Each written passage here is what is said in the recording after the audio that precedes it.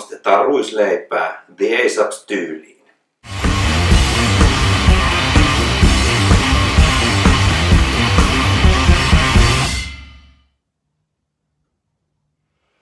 Ruisleivän valmistamiseen tarvitaan jauhoja,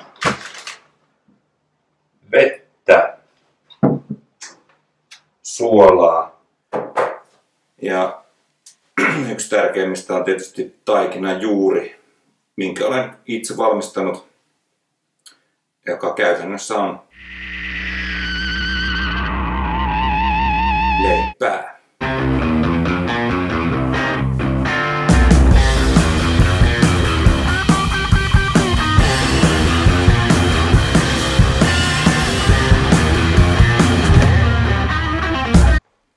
Mulla on täällä taikina-astiassa edellisestä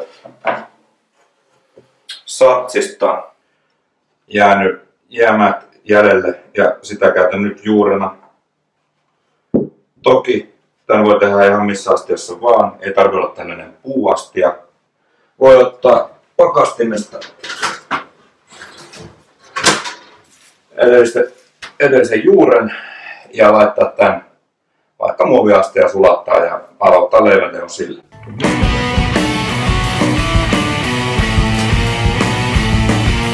Mut nyt tehdään tosta.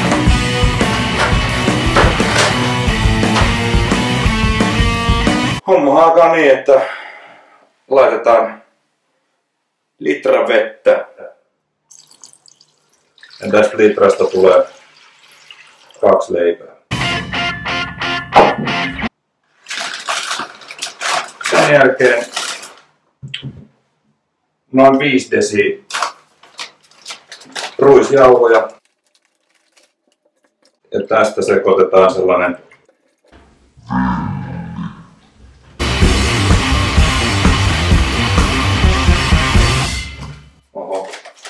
lisää.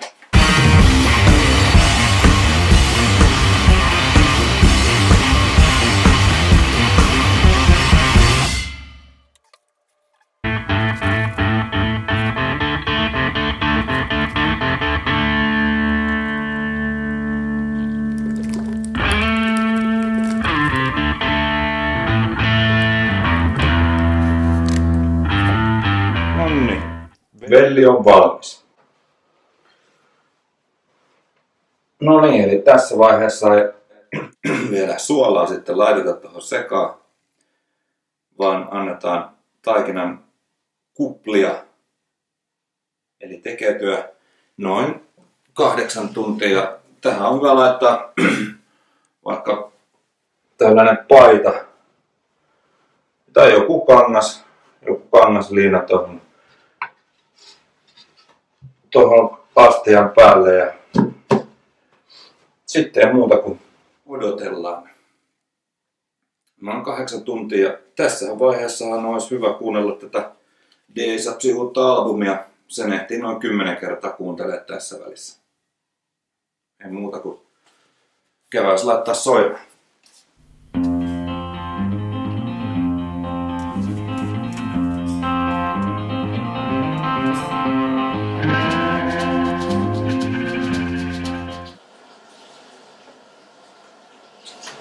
No niin, 8 tunnin odotus on päättynyt ja sitten jatketaan. Juuritaikinahan näyttää oikein hyvältä. Siinä on hyvä vaahto pinnassa, mikä tarkoittaa sitä, että luultavasti meidän leipätaikina kohoaa hyvin. Suolaa laitetaan noin ruokalusikalle. Sitten lisätään jauhoja noin 10 desi.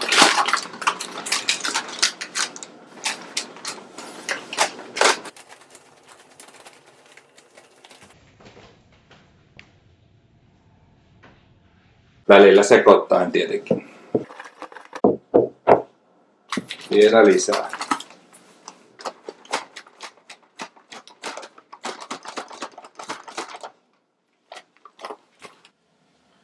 Taikina saa olla sen verran vahvaa, että sellaisen puukapustalla on hyvä hämmentää, että niin tiukkaa taikinaa, että se ei mene poikki, mutta itsellä on jo mennyt. Nyt käytetään tällaista metallista. No niin, nyt taikina näyttää sitten tältä ja sitten tämä laitetaan taas yön yli kohoamaan. Siihen laitetaan sama paita. Astian päälle. Ja sitten vaan odotellaan.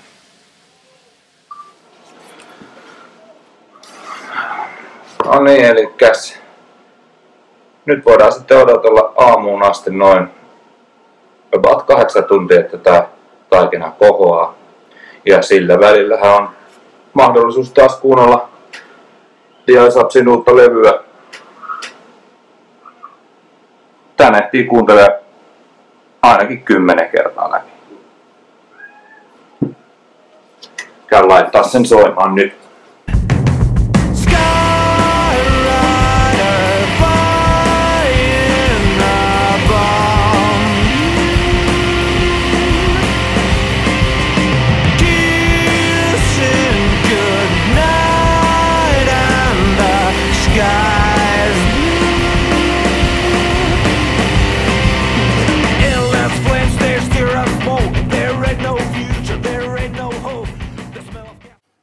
No niin, taikina on kohonnut nyt sitten yön yli.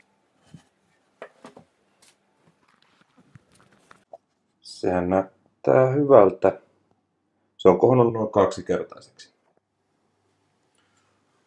Tästä sitten tehdään 2 leipää. Laitetaan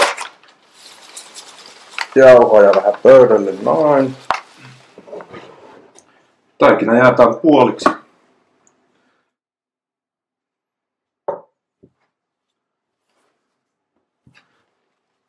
Tästä muotoillaan sitten leipä.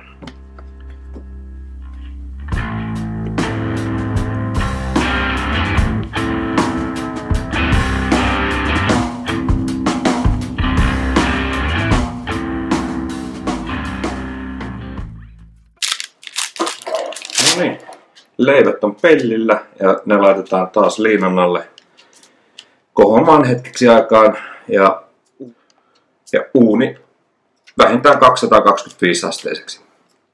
Ja sen jälkeen ei muuta kuin leivät uuni. Eli nyt voidaan ottaa sitten seuraavaa käyttökertaa varten juuri täältä taikina-astiasta kaalia nämä jämät ja joko pakastaa tai jos haluaa tehdä lisää leipää, niin aloittaa tämän homman alusta tähän samaan astiaan, niin homma toimii niin. No niin, leivät on olleet jonkin aikaa liinan alla ja ne on valmiit uuniin.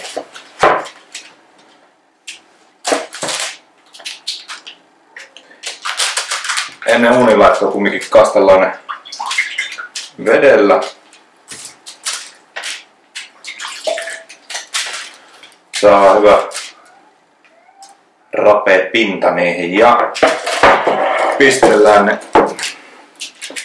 haarukalla. Sieltä lähtee turhat ilmat pois. Ei muuta kuin uuni tunniksi.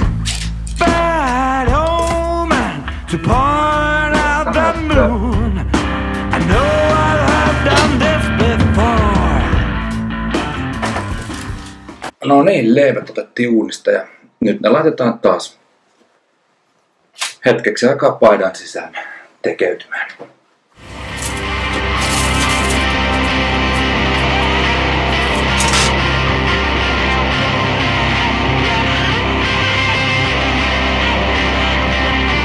No niin.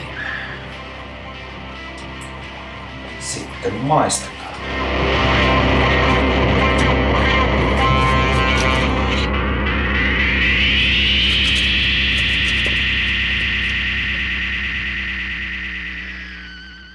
Voita päälle.